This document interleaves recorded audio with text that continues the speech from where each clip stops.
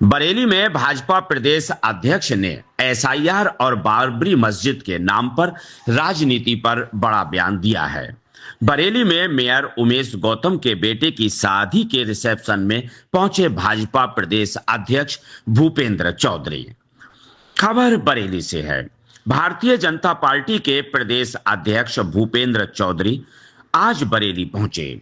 Mayor Umesh Gautam के बेटे पार्थ गौतम की शादी के रिसेप्शन में शामिल हुए। उन्होंने मीडिया से बातचीत करते हुए बीएलओ की मौतें, विशेष मतदाता पुनरीक्षण यानी एसआईआर अभियान और पश्चिम बंगाल में बाबरी मस्जिद के नाम पर कथित शिलान्यास को लेकर तीखी प्रतिक्रिया दी।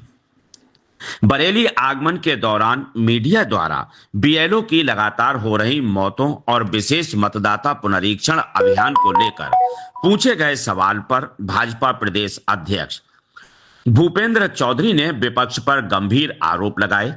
उन्होंने कहा कि विपक्ष का एजेंडा एक षड्यंत्र के तहत लोकतंत्र को कमजोर करने का है। उन्होंने स्पष्ट किया कि एसआईआर एक संवैधानिक प्रक्रिया है और भारत निर्वाचन आयोग इस प्रक्रिया को पूरी पारदर्शिता के साथ संपन्न करा रहा है। प्रदेश अध्यक्ष भूपेंद्र चौधरी ने कहा कि हर वर्ष मतदाता सूची के पुनरीक्षण का अभियान चलता है। उन्होंने कहा कि परिणाम आने के बाद ही विपक्ष ने सवाल खड़े करने शुरू कर दिए, जो जनता के फैसले को नकारने जैसा है।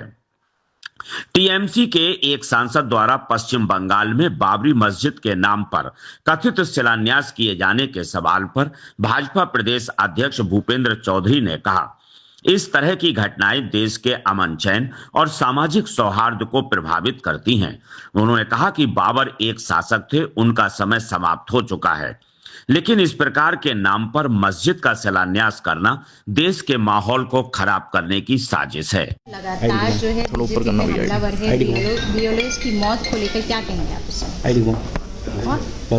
विपक्ष का एजेंडा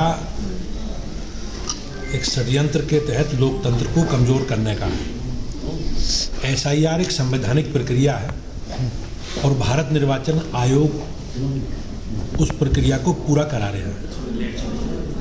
हमेशा हर वर्ष मतदाता सूची के पुनरीक्षण का अभियान चलता है। ये विशेष अभियान 20 वर्ष बाद प्रारंभ हुआ है और निश्चित रूप से जिस प्रकार का नेगेटिव एजेंडा समाजवादी पार्टी ने विपक्ष ने चलाया है, मैं निश्चित रूप से कह सकता हूं कि ये लोकतंत्र के प्रति उनका नकारात्मक रुख है। आपने देखा होगा बिहार में जिस प्रकार से एसआईआर की प्रक्रिया समाप्त हुई और अंतिम फाइनल ड्राफ्ट प्रकाशित हुआ तो किसी ने उस पर कोई आपत्ति नहीं की।